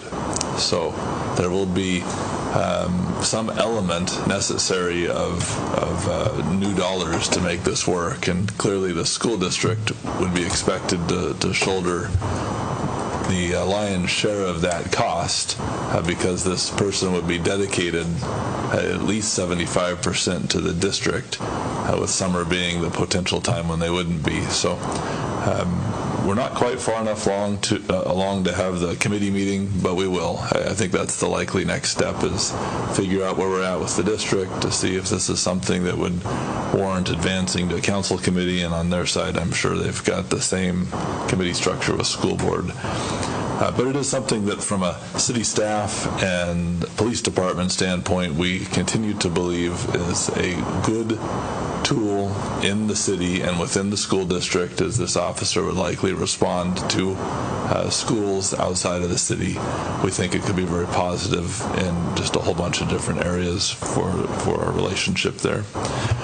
On the library update, we are, I think, on the tail end of negotiating the contract with SHKS Architects and are expecting to have a contract to recommend for your approval at the next council meeting. I'm mentioning it tonight for two reasons. One, we haven't really talked about this in a little while, and two, it's almost $700,000. So, these are bigger than the average bear contracts. Our targeted notice to proceed is right around May 10th, so we have a fairly tight time frame to maintain our critical path towards a early 2019 ad window, and that is still our targeted. Our time has slipped a little bit here from when we last talked, but our time frame and goal is to have this out to ad, I would say, in February or March of 2019. So we're beating the first projects out of the window, and we've got more bidders who are hungrier to get jobs. So look for that next time. And then Mark mentioned the fiber. The thinking on that potentially for 9/10 funds is that Anacortes, Mount Vernon, Burlington have all received 9/10 funds, as I understand it, for fiber development. And what the county's chosen to do most recently is to channel all this money through the Port of Skagit. And the port, along with the PUD, are in the process of forming a consortium that will own and operate a backbone that will run from Anacortes to Concrete. So this will be the I-5 of data, if you will, in Skagit County that will be publicly owned and managed, on which will be a number of telecommunications providers who will compete for business. The off-ramps then would be at each of the cities. So the port, that consortium won't have any real relationship to what's happening within our city, for example, but the city would need to step up and interconnect and provide fiber within. Mount Vernon, of course, is the furthest along. They pioneered municipal-owned fiber and have won some national awards for that. Anacortes, I would say, is the most aggressive with their dreams and current plan of having fiber to residential doors. So they're going to take fiber to the home and actually provide lit fiber, as I understand it. So totally different than what Mount Vernon's done. Very interesting. Burlington's got a fairly small fiber backbone to support just a few businesses at this point, but is looking to expand that. And for years, we've been happy with our relationship with BlackRock, which is now Wave or Astound. But that has changed a little bit.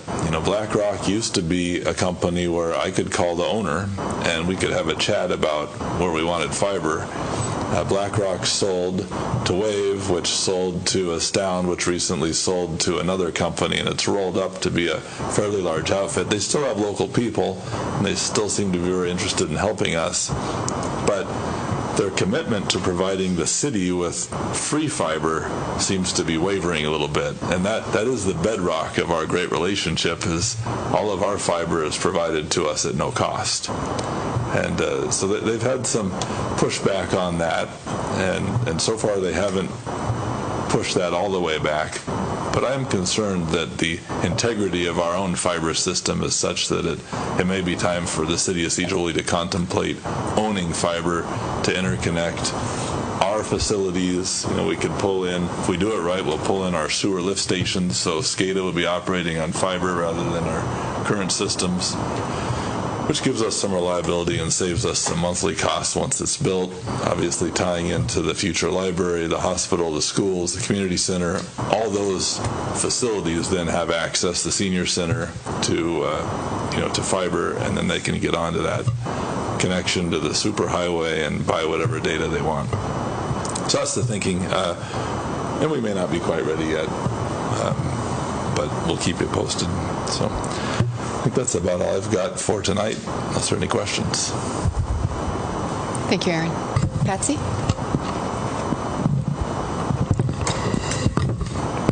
As Aaron mentioned, Doug attended BIAS training today. BIAS is our accounting software, and this is the second year they've used our upstairs municipal training room for annual workshop, the annual report workshop for BIAS users in the area, and we get a free tuition out of the deal. So it was good for Doug to see how the software system works with the annual report requirements and how cash is much different than GAAP.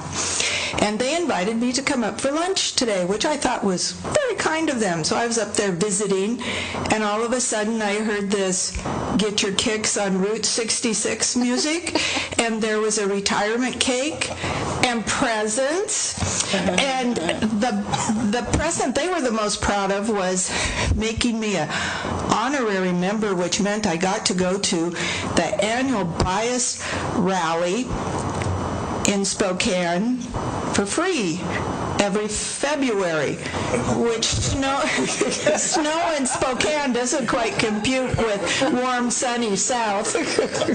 Anyway, it was a lot of fun. It was a lot of fun today. Moving on to more serious matters, the annual audit, financial reporting audit, as well as the accountability compliance audit. Both of those, the field work is finally finished. I think I mentioned at the last meeting about several of the audit team being ill. They finished Monday. They're still in review. One of the managers reviews the work that the team did. But the person in charge at the local level kept commenting on a very clean audit. He did an amazing job of updates, the best I've ever received, and he kept talking about we did this, and this is left, and we still have this, and this is left, and very clean, kept saying very clean a lot. There's a few minor little things. I don't know if they'll even reach a verbal level, but they do have to point out a few things that you could do better. That's part of their job. So that's it for this evening. Thank you, Patsy. Judith? I have had a constituent bring to my attention the speeds on Trail Road. He would like to know if we have any plan for slowing people down. Madam Mayor, do you want to field that? I was not going to go there, but thank you, Councilman Couch. That's one of Officer Eddie's favorite locations to sit, as well as our newest Officer Lowe. Vehicles do speed there. There's no question of that. It's surrounded by 235-mile-per-hour zones, and it's very easy to find myself speeding when I live in the area as well. But it is definitely on the radar, and the cars park in very visible locations, and so you can pass that along. Make sure they keep an eye out for the officers, because they are definitely there.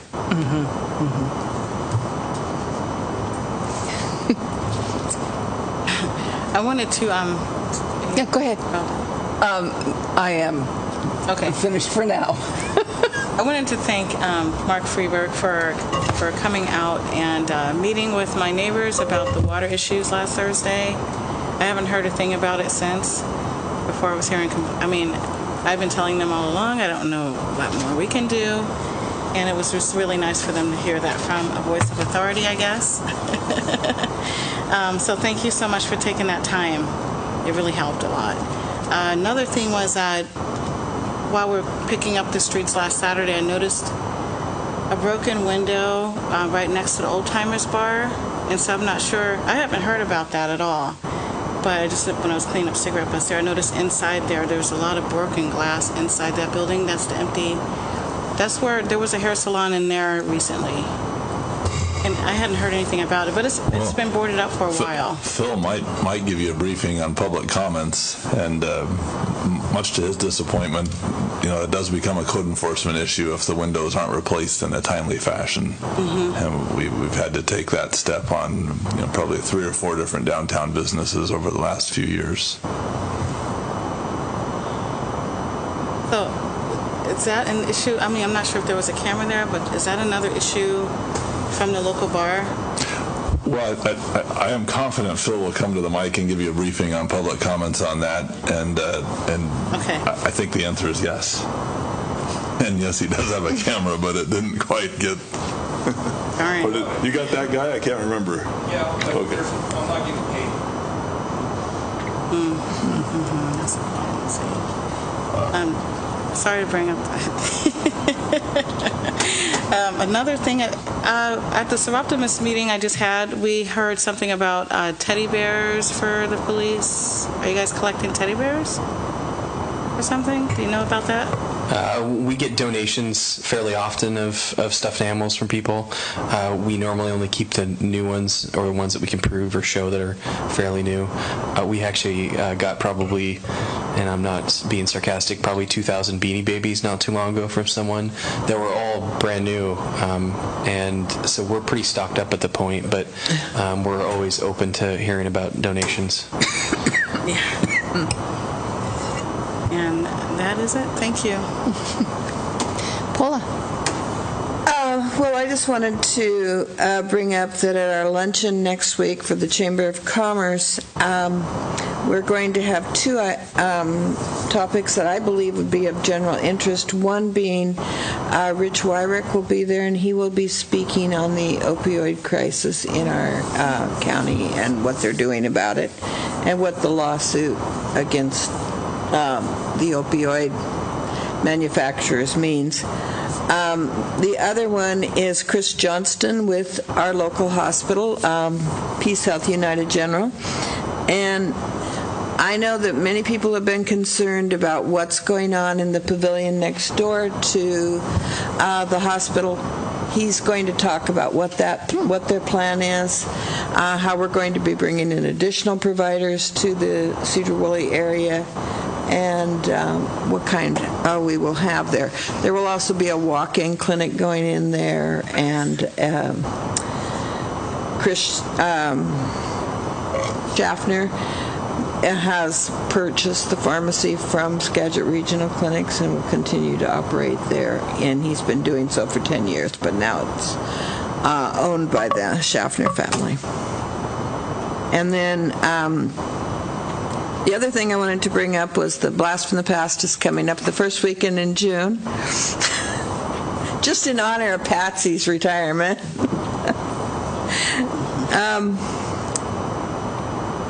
The Blast Committee has been working on this, but it's been really difficult to get everybody together. So those who are able to help, I would really appreciate you stepping in and saying, I can help. What can I do? And then I'll definitely find something for you to do, I can assure you.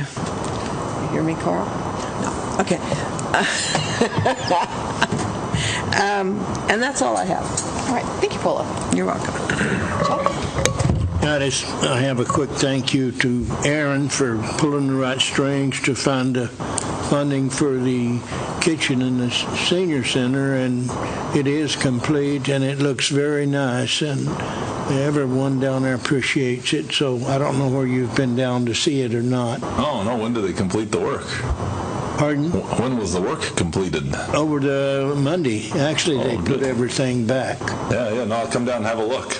It's very nice, and back behind the dishwasher, that had a big amount of black mold and hole in the drywall, but they put some protection board back there, and it looks very nice. So just go down and take a tour. Yeah. Again, thank you. Yeah. All right. Thank you. Carl. Hi. Yeah, I'm familiar with the hole in the drywall behind the dishwasher there. That's glad they got a splash going on there. Well, we didn't have a planning or council planning committee meeting this month. I didn't know, John, if that was something that you wanted to trigger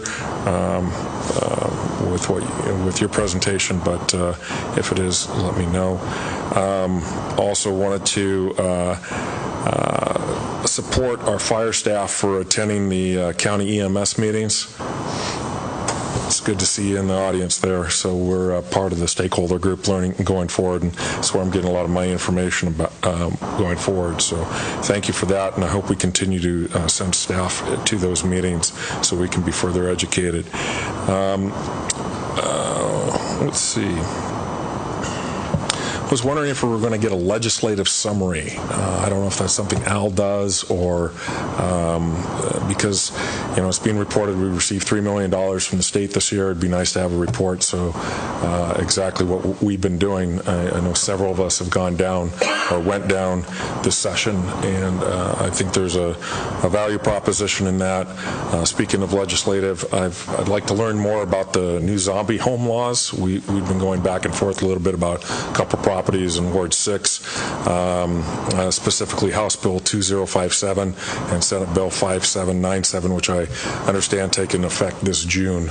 So those abandoned homes really have hit to the community cohesion, and also I would state some public safety issues as well. And I think the neighbors would talk about lower property values that causes. So I'm interested to see how this new law will help us with code enforcement and maybe reduce the amount of time a vacant or abandoned home is in the neighborhood. Also would like to thank the responses back about getting the speed wagon out on State Street north of Township. Looking forward to that. And Earth Day. It was nice to see that the Sedro-Woolley Downtown Association worked on a street cleanup, participate a little bit in that, and great to get the debriefing from Ian afterwards.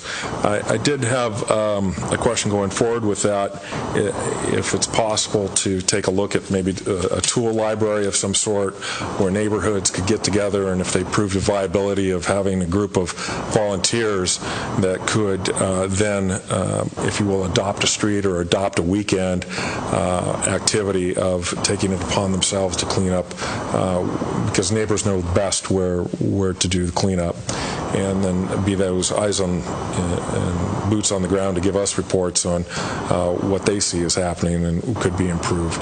So I think going forward, I'd like to talk more about how we can provide resources to neighborhood groups to kind of self-regulate that as well. So, what kind of tools are you talking? Are you talking about? Talking about trash bags. I'm talking about maybe some reachers so people don't have to get their hands down in the cigarette butts. Maybe some bags, some gloves, something of that nature. These are things that I know happen in other municipalities, but I think it would be something organic that would have to come from the neighborhoods to say, hey, we want to do that. But it's just an idea that I've seen been successful elsewhere, and it also helps with the local businesses because some would like to sponsor a coffee before that or a box lunch after that. Yeah. And I think the more we have neighbors engaged in their own neighborhood, it brings a sense of community and again, that community cohesion that we're looking for. Thank you. I just wasn't sure if you were talking chainsaws. I think there's enough folks in town that have a chainsaw. All right, thank you. Jared? Just have a couple things because we're fastly approaching 9 o'clock. I obviously have some concerns with the Skagit County EMS Director's presentation and lack of ability to answer my questions directly. So, Aaron, I would request that we check availability and either have him come to our work session on May 2nd, or we work to schedule a meeting with the Public Safety Committee, because any tax increase in this county is highly scrutinized by the citizens, and I don't think it's proper, even though I'm a huge advocate of public safety, I want to make sure that our citizens are getting something for the money, because I think our tax dollars already do a lot for this community and the surrounding community. So it would be nice to get some answers, some guarantees, maybe not even full guarantees, but at least know that maybe a new ambulance or equipment things are on their radar, because I was left with no impression of what we're going to see the money used for. I saw discretionary capital.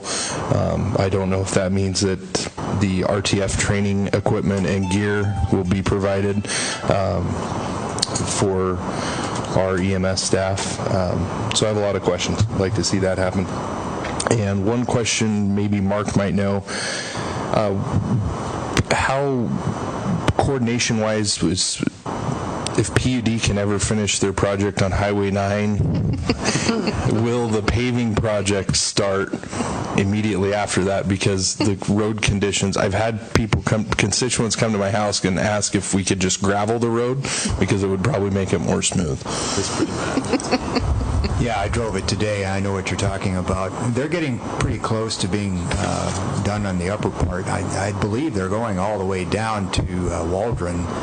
So they have a ways to go to finish the complete project. But I'll get a report for you on that. David Lee has been following that, and I've been tied up with some other matters. The intention was for them to finish the work prior to the overlay. They do have to pave because it is an overlay that DOT is doing. So, and that's a 9-inch paving section there. So they'll have to pave basically all the way to the top and before they finish the project. And I would be guessing, but I did hear a pavement date's coming up in the not-too-distant future. I do not know the date the DOT is planning to mobilize yet, but I'll find out both of those and report back on that. I appreciate it. It's dragging on. So, and I can reach out to Jeff Sargent. I would be surprised if he would be able to tell you anything different on May 2nd than he could tell you today, since that would be prior to the 2 work sessions with the county commissioners. So I guess that would be the question for him, is at what time, at what point would he think he would be able to more directly answer questions such as the ones you posed to him tonight? And I mean, it would be nice to know, what kind of where are they at with building language for the ballot? Where are we, I just can't. I'm a little shocked that we can't get more information even at this stage, because I know the county commissioners have met on this twice in the last few weeks. So there's more information out there that we're not getting, or figure out who we need to meet with to get questions answered. That's all I got. All right. I was going to ask about the LETS program. I know is that something that you actually offer to the council? It's coming up into May. Are you talking to me about the LETS program? Yeah. We do still have some openings. I was going to approach some council members after, specifically that I know I've not been through, and I know Jermaine did it one time. There might be some interest to do it again, but we do have some openings. So yeah, I was going to offer that. Okay. I just wanted to bring that up. I know it was offered to me, and I wanted to make sure the council members. All right. Thank you. So yeah, let's move along here. We don't have any old business that we check here. Public hearing. Oh my gosh. Okay. So. Or public comments. So are there any public comments? I will open the floor for that at 9:02. Be sure to give your name and address. Thank you. And you'll have 3 minutes. I'm Carol Torsett, and I live at 9419 Soren Road, Sedro-Woolley, and I will be a resident of 718 this year, Jennings Street. I just wanted to bring it to the attention that Cascade Fabrics is celebrating 40 years of service in this community, May 10th. And Bobby has been a single owner, single business of a fabric textile business, and I believe, and I'm not sure, but it could be checked out maybe by Aaron, that it is the oldest one in the state of Washington. Wow. So I'm asking you personally if you might do a proclamation for Bobby at the next meeting. Sure. And if so, I can probably work at getting her here. Okay. So the next meeting is actually a work session, or are you talking about? May 9th. Is that May 9th, the next meeting? In this council, in the council chambers, meeting. yes. Yes. Yeah. The work session is also open to the public, too. But, yeah, so, sure. I'm talking May 9th because her anniversary date is May 10th. Absolutely. They will have a cake in her business on that day, and they will be the quilters that work there, the woolly fiber quilters, will be presenting her with a gift that day also, hopefully, if it's completed. Yeah. So I just wanted everyone to know, stop in and say hi to her. It'd be great. Thank you. Thank you for letting us know. Gonna send flowers, some ruby red ones. Yeah. Anyone else?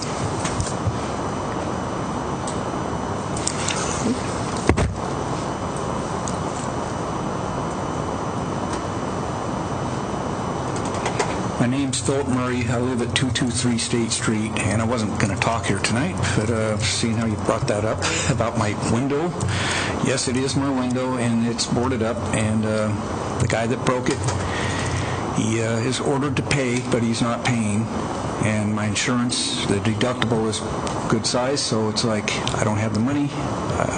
The building's been empty for 2 years, 4 months. That's how long it's been since the beauty shop moved out. And I live on a very limited income, so it's going to be a while. And I need to replace the wood on the bottom because the 4th of July parade people like sitting on my windowsill, and they cracked it, and water got into it, and now it's rotten, so I got to fix it all. And that's where that's going. And yes, they were from the bar next door, and they went back to the bar after that. But I guess better my window than him hitting the girl he was arguing with. It would have put her through the window, so it's better just my window. And yeah, it's constant problems there. I've been here in front of people many times. 2 weeks ago, somebody urinating in my doorway. I called the police. It just turned out to be pretty much a big joke when I heard everything. Please, people, don't pee out here. Use the bathroom. It's like you have the guy right there. Ticket him. Do something with him. And then I went back through my tape. Here he is with 3 other people in my doorway smoking drugs, and then start wrestling around in there. And that was before he urinated in there.